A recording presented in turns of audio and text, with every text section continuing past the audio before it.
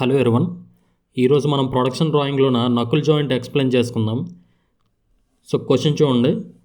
Draw the study the given assembly drawing of the knuckle joint shown in the figure. Draw the part drawing of fork end and eye end. ఇక్కడ స్పెసిఫిక్గా fork and eye end అడిగాడు. మనం total అన్ని parts draw చేద్దాం. Next select suitable fits and tolerances. Fits and tolerances అనేవి mark చేయాలి. Prepare the process sheet. దేనికి process sheet draw చేయాలనేది చెప్పలేదు, మనం పిన్ పార్ట్కి డ్రా చేస్తాం. Indicate the surface roughness symbols and geometric tolerance symbols. ఈ సింబల్స్ కూడా మార్క్ చేస్తాం. List out the materials and quantity of the components. ఈ మెటీరియల్ లిస్ట్ అనేది మనకి క్వశ్చన్లో ఆల్రెడీ ఇస్తాడు. ఎలా ఇచ్చిందో అలాగ మనం డ్రా చేయాలన్నమాట. సో ఈ వీడియోలో స్టెప్ బై స్టెప్ మొత్తం ఈ 5 క్వశ్చన్స్ను మనం ఆన్సర్ చేస్తాం. సో ఫిగర్ చూడండి. ఈ ఫిగర్ అనేది మనం C23 రెగ్యులేషన్ టెక్స్ట్ బుక్ నుంచి ప్రింట్అవుట్ తీసుకున్నాం. ఇందులో కొన్ని డైమెన్షన్స్ అనేవి కొన్ని మిస్ అయ్యాయి. అవి మళ్ళీ ఇంకో text book C20 text book తీసుకొని మళ్ళీ డ్రా చేయాల్సి వచ్చింది.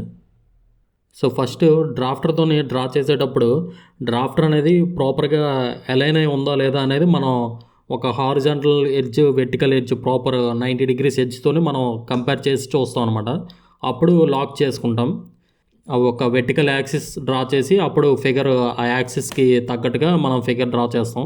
సో ఈ టోటల్ హైట్ అనేది 18 + 18 + 28 చేస్తే 64 వస్తుంది. సో ఫస్ట్ ఆ 64 హైట్ అనేది మార్క్ చేసుకుంటాం. మార్క్ చేసుకున్న హైట్ ఒక హారిజాంటల్ లైన్స్ డ్రా చేసుకుంటాం పైన కింద. ఆ తర్వాత రైట్ సైడ్ ఒక 24 mm మార్క్ చేస్తున్నాం. పైన కింద మార్క్ చేసుకొని వెర్టికల్ లైన్ అనేది డ్రా చేసాం. ఆ తర్వాత పైనుంచి 18 mm, కింద నుంచి 18 mm మార్క్ చేసాం. Next left side 30 mm mark చేసుకోవాలి. సో ఈ 30 mm ఒక సెంటర్ యాక్సిస్ అనమాట. సో ఇప్పుడు ఈ ఓవరాల్ 64కి ఒక సెంటర్ మార్క్ అనేది సెంటర్ పాయింట్ మార్క్ చేసుకుంటాం. అక్కడ ఒక హారిజాంటల్ యాక్సిస్ అనేది డ్రా చేయాలి. ఈ వెర్టికల్ యాక్సిస్ నుంచి లెఫ్ట్ సైడ్ ఒక 12 mm, రైట్ సైడ్ ఒక 12 mm పెట్టి ఒక 24 హోల్ అనేది మార్క్ చేసాం. సో ఇప్పుడు ఈ యూ షేప్ అనేది డార్క్ చేసుకుంటున్నాం.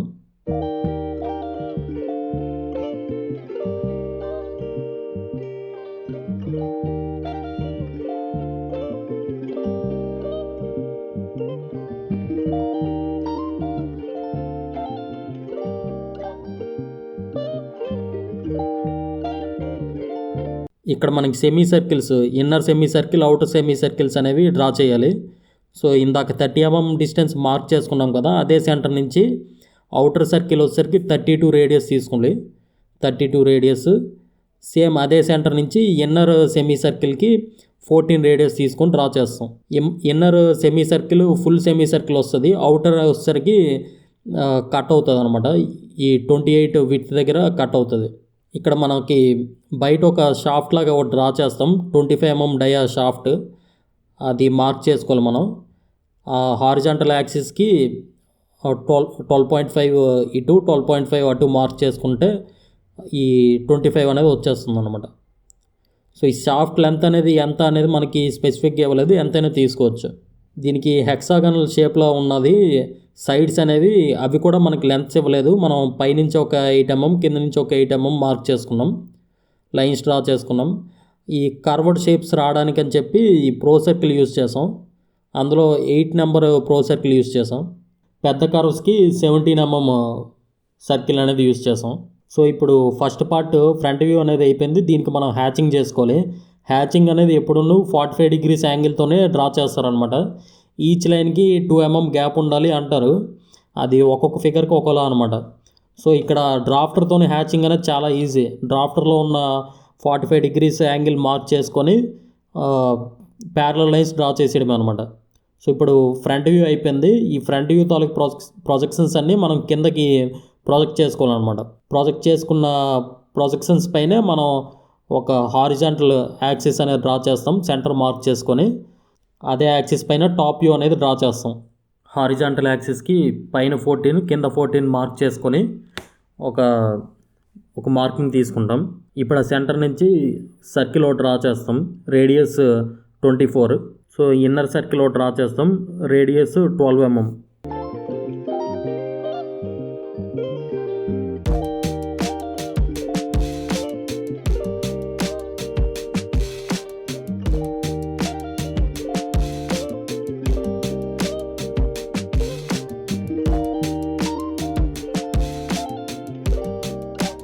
సేమ్ పైన ఎలా డ్రా చేసామో కింద కూడా అలాగే 8 mm గ్యాప్ తీసుకుంటాం. పైనుంచి 8 mm, కింద నుంచి 8 mm తీసుకొని మార్క్ చేసుకుంటాం.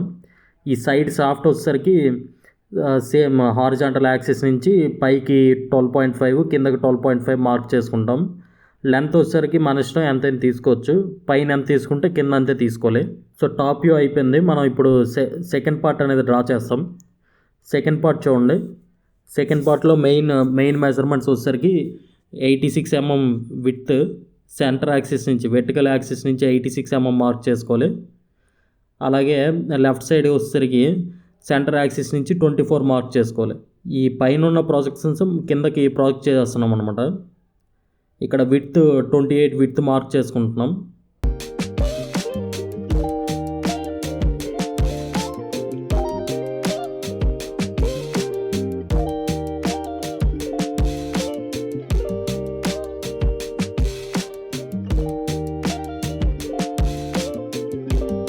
ఈ సెంటర్ యాక్సిస్ నుంచి రైట్ సైడ్ 86 mm మార్క్ చేసాం. ఇప్పుడు ఈ సెకండ్ పార్ట్ డార్క్ చేస్తున్నాం.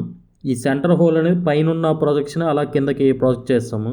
సో డ్రాఫ్టర్ అనేది కదిలిపోయినప్పుడు ప్రతిసారి ఒక హారిజాంటల్ లైన్తోని, ఆల్రెడీ డ్రా చేసిన ఒక హారిజాంటల్ లైన్తో కంపేర్ చేసుకొని మళ్ళీ సరి చేసుకోవాలి. ఇక్కడ సెంటర్ యాక్సిస్ అనేది మార్క్ చేసాం. 24 విడ్త్ కాబట్టి హాఫ్ 14 అటు 14 ఇటు వచ్చేటట్టు ఒక centre axis horizontal axis mark చేసాం. అలా అదే హారిజాంటల్ యాక్సిస్కి అటు 12.5 ఇటు 12.5 పెట్టి ఈ 25 mm షాఫ్ట్ అనేది డ్రా చేసాం.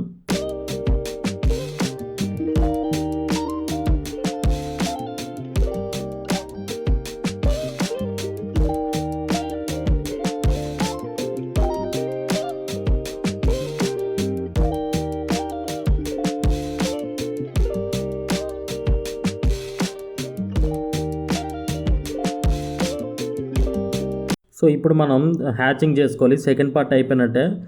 మనం ఫస్ట్ పార్ట్కి ఏ డైరెక్షన్లో చేసామో దానికి ఆపోజిట్ డైరెక్షన్లో 45 degrees తీసుకొని హ్యాచింగ్ చేయాలన్నమాట. ఈ సెకండ్ పార్ట్ తాలూకా టాప్ వ్యూ అనేది డ్రా చేద్దాం. సేమ్ ఫస్ట్ పార్ట్కి ఎలా డ్రా చేసామో అలాగే అనమాట.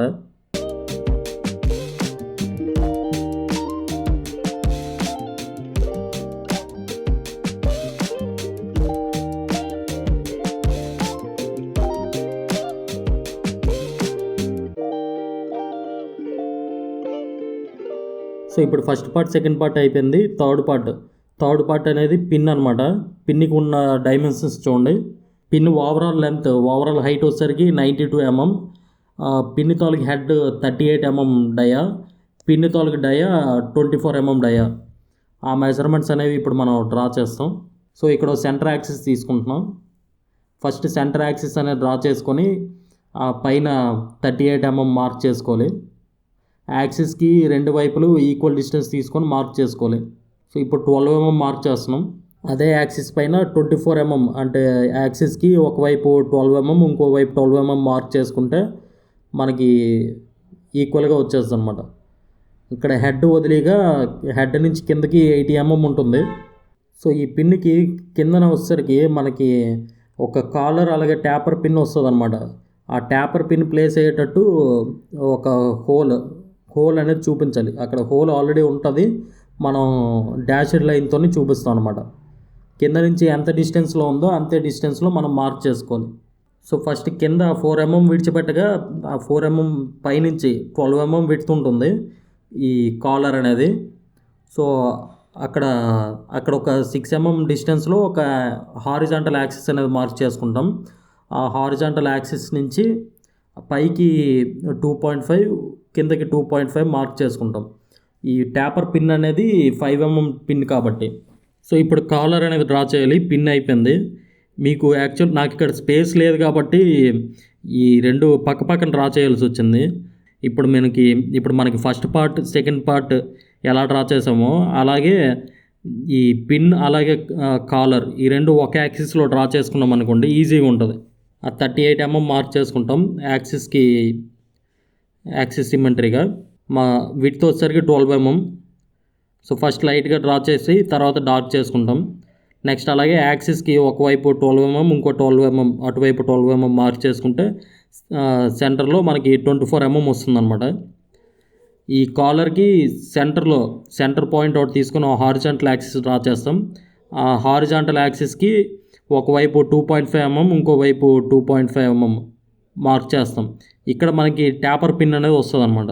సో ఇది ఇప్పుడు కింద ప్రొజెక్ట్ చేసుకుంటే దీని తాలూకా టాప్ వ్యూ వస్తుంది. టాప్ వ్యూ అనేది జస్ట్ 2 సర్కిల్స్ అనమాట. సో ఇక్కడ రేడియస్ వచ్చేసరికి 19 mm రేడియస్ తీసుకుంటాం. అవుటర్ సర్కిల్ వస్తుంది. ఆ తర్వాత 12 mm రేడియస్తో ఒక సర్కిల్ డ్రా చేస్తాం. ఇన్నర్ సర్కిల్ వచ్చేస్తుంది అనమాట. సో ఇప్పుడు ఒక హారిజాంటల్ యాక్సిస్ డ్రా చేసి అక్కడ మళ్ళీ యాక్సిస్కి ఒకవైపు 2.5 mm ఇంకోవైపు 2.5 mm మార్క్ చేసి 5 mm ట్యాపర్ పిన్కి ఒక డాష్ లైన్తో ఇండికేట్ చేస్తాం అనమాట. తర్వాత ఒక ట్యాపర్ పిన్ అనేది డ్రా చేస్తాం. ట్యాపర్ పిన్ విడ్త్ వచ్చేసరికి మనకి 5 mm క్వశ్చన్లో ఉంటుంది. టోటల్ లెంత్ వచ్చేసరికి మనం 44 తీసుకుంటున్నాం ఇక్కడ లెంత్ అనేది.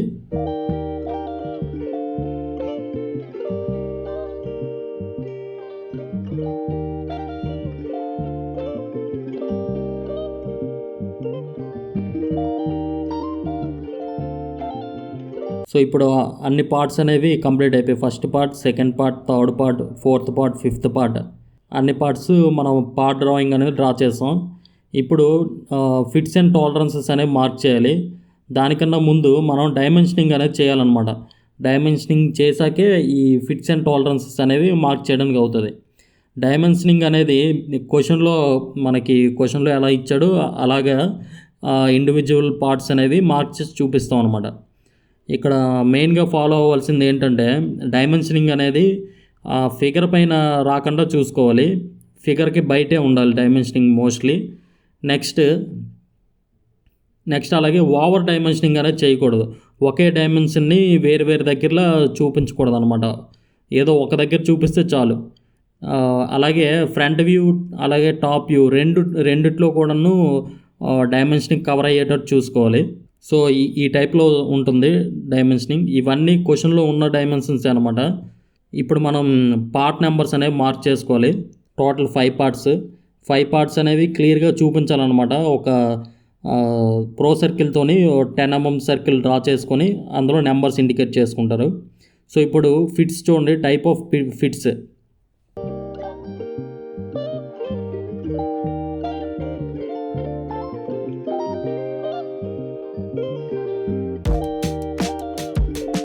మనకి నకుల్ జాయింట్లోన మెయిన్గా 2 types ఆఫ్ ఫిట్స్ ఉంటాయన్నమాట. పిన్, ఫోర్క్ అండ్ ఐ అండ్కి కలిపి లూజ్ రన్నింగ్ ఫిట్ ఉంటుంది. దాన్ని HID9తోని ఇండికేట్ చేస్తారనమాట. నెక్స్ట్ అలాగే ఫోర్క్ అండ్ ఐ అండ్కి ఒక ఫిట్ ఉంటుంది.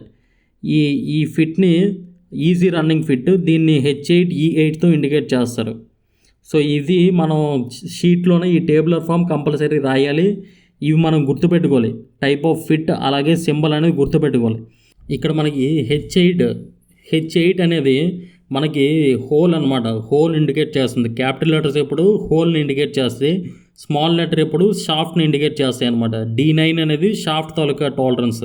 ఇక్కడ కింద కూడా సేమ్ H8 అనేది మనకి హోల్ తాలూకా టాలరెన్స్, E8 అనేది షాఫ్ట్ తాలూకా టాలరెన్స్. సో ఇక్కడ ఈ H8E8 ఇవి ఇంటర్నేషనల్ టాలరెన్స్ గ్రేడ్స్ అనమాట. సో ఇక్కడ చూడండి, ఈ హోల్ని 24 mm డయా హోల్ H8 అనమాట. అలాగే ఇక్కడ 28 mm హోల్ కూడా అది H8 tolerance grade IT grade అనేది. సో పైన 24 డయా హోల్ ఎలా ఉందో ఇక్కడ సెకండ్ పార్ట్లో ఉన్న 24 హోల్ కూడా సేమ్ H8 అనమాట. నెక్స్ట్ అలాగే ఈ సెకండ్ పార్ట్ షాఫ్ట్ లాగా యాక్ట్ అవుతుంది, అది 28E8 అనమాట. దాని IT గ్రేడ్. పిన్ కూడా షాఫ్ట్ లాగా యాక్ట్ అవుతుంది అనమాట. దాని IT గ్రేడ్ వచ్చేసరికి D9. ఈ 5 గ్రేడ్లు మనం కంపల్సరీ చూపించాలన్నమాట ఫిగర్లోన. సో ఇక్కడ చూడండి, ఈ గ్రేడ్స్ నుంచి మనం టాలరెన్స్ వాల్యూస్ అనేవి అప్టైన్ చేయొచ్చు. వాటికి టాలరెన్స్ టేబుల్స్ అనేవి ఉండాలన్నమాట. ఈ టాలరెన్స్ టేబుల్స్ అనేవి మనకి ఎగ్జామ్లోనే అలౌ చేస్తారు. మీరు క్వశ్చన్ పేపర్ మీరు ప్రీవియస్ పేపర్స్ కానీ ఏమైనా క్వశ్చన్ పేపర్స్ ఒకవేళ చూస్తే అందులో ఇన్స్ట్రక్షన్స్లోనే ఆల్రెడీ రాసి ఉంటుంది అక్కడ use of production drawing tables is allowed అని.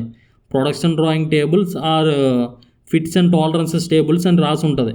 ఇన్ కేస్ మీకు ఎగ్జామ్ హాల్లోన ఎగ్జామినర్ అలౌ చేయలేదు అనుకోండి, క్వశ్చన్ పేపర్లో ఆ ఇన్స్ట్రక్షన్స్ చూపించి మీరు తీసుకెళ్ళొచ్చు. ఇక్కడ కనిపిస్తున్నాయిగా ఇవే ఫిట్స్ అండ్ టాలరెన్స్ టేబుల్స్ అనమాట. సో ఇందులో మనం నేను బేసిక్గా ఫాలో అయ్యింది C20 టెక్స్ట్ బుక్. ఫస్ట్ ఏం చేస్తారంటే ఇక్కడ మీరు దేనికి టాలరెన్సెస్ మనం రాయిపోతున్నామో అవి రాసిసుకుంటే బాగుంటుంది అనమాట. అదేంటంటే 28H8, అలాగే 24H8, నెక్స్ట్ ఇంకోటి ఏంటి, ఇంకో 24H8. ఈ రెండు ఒకటే అనమాట. ఈ హోలు ఇవన్నీ ఒకటే. అది 24H8 అనమాట. ఇంకేమున్నాయి, 28E8 ఉంది. నెక్స్ట్ అలాగే 24D9 ఉంది. సో వీటికి మనం టాలరెన్సెస్ అనేది ఇప్పుడు టేబుల్స్ నుంచి అప్టైన్ చేసి ఇక్కడ నోట్ చేసుకుంటాం అనమాట. ఈ టాలరెన్స్ అనేవి ప్రతిదానికి 2 వాల్యూస్ ఉంటాయి. ఒకటి హయ్యర్ డీవియేషన్ అప్పర్ లిమిట్, ఇంకోటి లోవర్ లిమిట్. ఈ టాలరెన్సెస్ అనేవి మనం ఇంటర్నేషనల్ స్టాండర్డ్స్లో అందరూ ఇవే ఫాలో అవుతున్నారనమాట. ఇవే ఎందుకు సెలెక్ట్ చేసుకున్నాం అనేది చూడండి. ఫిట్టింగ్ అనేది లూజ్ రన్నింగ్ ఫిట్టింగ్ ఉండాలి, ఈజీ రన్నింగ్ ఫిట్టింగ్ అనేది ఉండాలి. ఈ ఫిట్టింగ్ ఉండాలి అంటే మనం ఇవే టాలరెన్స్ అనేవి సెలెక్ట్ చేసుకోవాలన్నమాట. Types of fits and symbols applications చూడండి. ఇందులో 3 టైప్స్ ఆఫ్ ఫిట్స్ ఉంటాయి. ఇంటర్ఫీరెన్స్ ఫిట్, ట్రాన్సిషన్ ఫిట్, అలాగే క్లియరెన్స్ ఫిట్. మనకి స్పెసిఫిక్గా ఈ నకుల్ జాయింట్కి కొద్దిగా క్లియరెన్స్ ఉండాలన్నమాట. ఈ యూ షేప్లోన ఈ బార్ కొద్దిగా ఫ్రీగా మూవ్ అవ్వాలి. అలాగే ఈ పిన్ కూడా ఈ రెండింటిని జాయిన్ చేసి ఈ పిన్ కూడా ఫ్రీగా మూవ్ అవ్వాలన్నమాట. అంటే మనకి క్లియరెన్స్ ఫిట్ ఉండాలి. ఈ క్లియరెన్స్ ఫిట్లోన మనం సెలెక్ట్ చేసుకున్నది ఏంటంటే H8E8, H8D9, easy running fit, loose running fit. So ఇవే ఎందుకు సెలెక్ట్ చేసుకున్నాం అనేది చూడండి. ఇక్కడ స్లైడింగ్ బ్లాక్, మనకి స్లైడింగ్ బ్లాక్ ఉండాలి.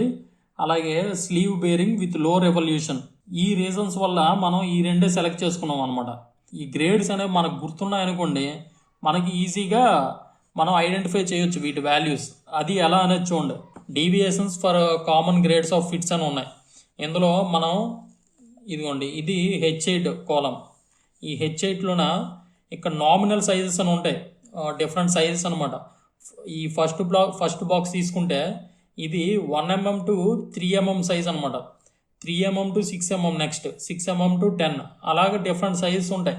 ఆ సైజెస్ అన్నిటికీ ఈ డీవియేషన్స్ అనేవి ముందే నిర్ధారించి ముందే డిరైవ్ చేసి ఉన్నాయన్నమాట. సో 28 వాల్యూ ఎక్కడ ఉంది మనకి, ఈ మధ్యలో ఉంది. H8 కావాలి కాబట్టి +33 0. ఈ 33 ఈ వాల్యూస్ అన్నీ ఏంటంటే మైక్రాన్స్ అనమాట. మైక్రాన్స్లో ఉన్నాయి values. 1 micron equal to 0.001 mm, 0.001 mm అనమాట 1 మైక్రాన్ ఈక్వల్ టు. సో మనకు కావాల్సిన వాల్యూస్ ఇవి. మనకు కావాల్సిన వాల్యూ ఇది అప్పర్ వాల్యూ, ఇది లోవర్ వాల్యూ. ఇది 33 మైక్రాన్స్ అనమాట. 33 మైక్రాన్స్ అంటే 0.033, 33 మైక్రాన్స్ అనమాట. లోవర్ వాల్యూ ఏంటి, 0. ఇప్పుడు నెక్స్ట్ 24H8 చూద్దాం. 24H8 ఇప్పుడు సేమ్ 20H8 అంటే సేమ్ ఇదే కాలంలోన 24 కూడా ఇదే దీంట్లో వస్తుంది. సో మళ్ళీ ఇవే వాల్యూస్ అనమాట. 33 0 ప్లస్ 0.033 0. ఇప్పుడు ఇది చూడండి, 28E8 అని ఉన్నది. 28 అంటే ఇందులోనే వస్తుంది E8. ఇది E8. సో ఇవి మనకు కావాల్సిన వాల్యూస్. -40 అని ఉంది, -73 అని ఉంది. సో ఇక్కడ చూడండి, మైనస్ వాల్యూతో స్టార్ట్ చేస్తారు. అప్పర్ లిమిట్ 0.040, లోవర్ లిమిట్ కూడా మైనస్తోనే ఉంది 0.073. ఇప్పుడు 24D9, దీనికి కూడా సేమ్ అలాగే 24, 18 to 30 మధ్యలోనే 24 ఉంటుంది. D9, ఇది D9. సో ఇవి మనకు కావాల్సిన వాల్యూస్. -65, -117. సో ఇక్కడ ఎలా వస్తుంది, -0.065, లోవర్ వాల్యూ ఈక్వల్ టు -0.117, ఈ 0.0000. సో ఇవి మనకు కావాల్సిన టాలరెన్సెస్ అనమాట. అంటే దీనికి ఎక్స్ప్లెనేషన్ చూడండి, అవి ఏంటి అనేవి. ఫస్ట్ది మనం 28H8 చూద్దాం. దీనికి అప్పర్ డీవియేషన్ +0.033 అని ఉంది, లోవర్ డీవియేషన్ 0.00 అని ఉంది దీనిది. సో దీనికి అర్థం ఏంటంటే ఇప్పుడు 28 తీసుకుంటారు, 28 ప్లస్ ఉంది కాబట్టి మనం ప్లస్ చేస్తున్నాం 0.033, 28.033 వాల్యూ వస్తుంది. ఇది అప్పర్ లిమిట్ అనమాట. లోవర్ లిమిట్ ఎంత వస్తుంది? లోవర్ లిమిట్ ఆల్రెడీ 0 ఉంది కాబట్టి లోవర్ లిమిట్ వచ్చేసరికి 28.000. సో ఇప్పుడు మనకి ఈ మధ్యలో ఇప్పుడు ఈ మెజర్మెంట్ ఉంది కదా, ఈ 28 లెంత్ మెజర్మెంట్ ఏదైతే ఉందో మనం మెషినింగ్ చేసేటప్పుడు ఈ డిస్టెన్స్ అనేది ఈ రెండింటి మధ్యలో ఉండాలన్నమాట ఆ వాల్యూ. అంటే 28 నుంచి ఎగ్జాక్ట్గా మనకి కావాల్సిన వాల్యూ అనేది మనం అప్టైన్ చేయలేం ఏ మెషినింగ్ ప్రాసెస్లో కూడాను. సో అందుకని ఈ టాలరెన్సెస్ అనేవి మనం సెట్ చేసుకుంటాం. ఇప్పుడు దీని టాలరెన్స్ ఎంత? 28 నుంచి 28.033 అనమాట. 28.023 ఉన్నది అనుకోండి, అది ఓకే. 28.024 ఉన్నా ఓకే, అలాగే 20 ఉన్నా ఓకే, 10 ఉన్నా okay.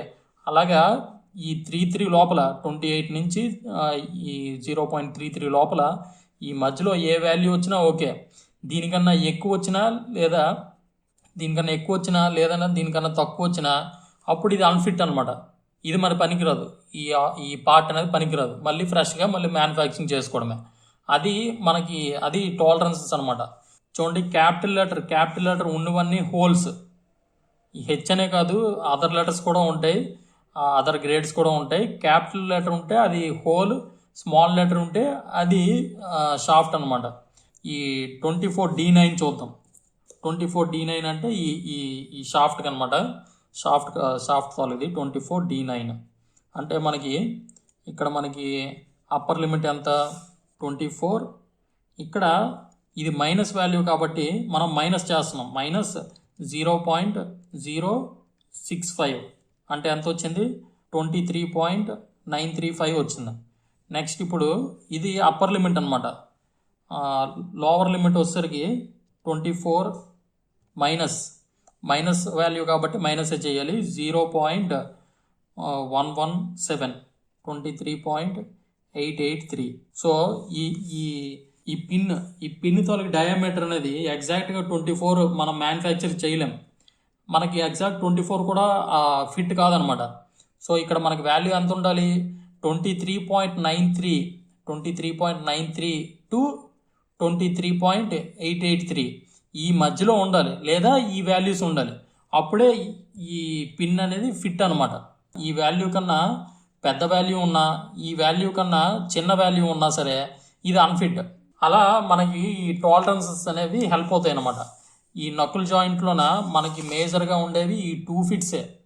Main fit, pin fit అయిన ఫిట్టింగ్, ఫోర్క్ ఎండ్లోన ఐ అండ్ ఫిట్ అయ్యే ఫిట్టింగ్, ఈ 2 ఫిట్టింగ్సే ఉంటాయి అనమాట. సో ఆ 2 ఫిట్టింగ్స్ తాలూకా టాలరెన్సెస్. ఈ సర్ఫేస్ రఫ్నెస్ సింబల్స్ అనేవి 3 టైప్స్లో ఉంటాయి అనమాట. డైరెక్ట్ ప్రొడక్షన్లోన ప్రొడ్యూస్ అయ్యే పార్ట్స్కి మనం ఆ వి షేప్ సింబల్ అనేది పెడతాం అనమాట.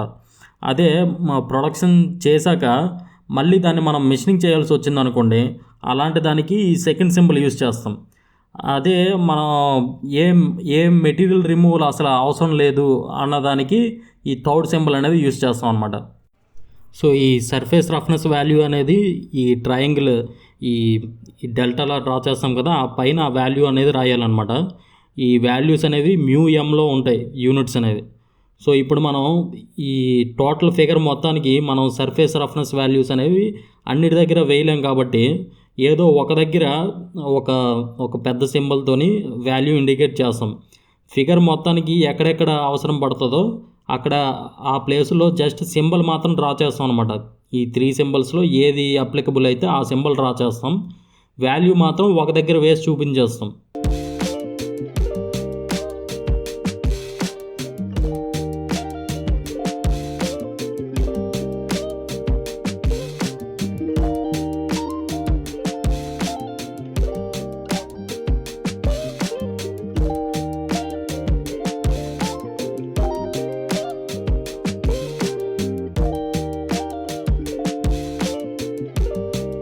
నెక్స్ట్ ఇప్పుడు జామెట్రిక్ టాలరెన్స్ సింబల్స్. సో ఇది చూడండి, ఇవి కొద్దిగా స్పెషల్ సింబల్స్ అనమాట. ఇవి ఒక రెక్టాంగిల్ షేప్లోన ఒక షేప్ డ్రా చేయాలి. అందులో మళ్ళీ 3 బాక్సుల్లాగా అలాట్ చేస్తాం అనమాట. First box, second box, third box, 3 boxes. ఇప్పుడు ఈ 3 బాక్సెస్లోన ఒక బాక్స్లో ఒక ఆల్ఫాబెట్ లెటర్ అనేది రాస్తాం. ఇప్పుడు ఇక్కడ ఏ అని రాసాం.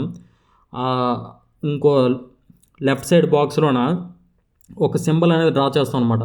ఇక్కడ సింబల్ వచ్చేసరికి కాన్సెంట్రిసిటీ ఆర్ కోయాక్సివాలిటీ, అంటే ఒకే యాక్సిస్లోన 2 సర్కిల్స్, 2 హోల్స్ ఒకే యాక్సిస్లో ఉండాలి అని చెప్తూ ఒక ఇండికేషన్ అనమాట. డిస్క్రిప్షన్ లేకుండా ఓన్లీ ఇండికేషన్.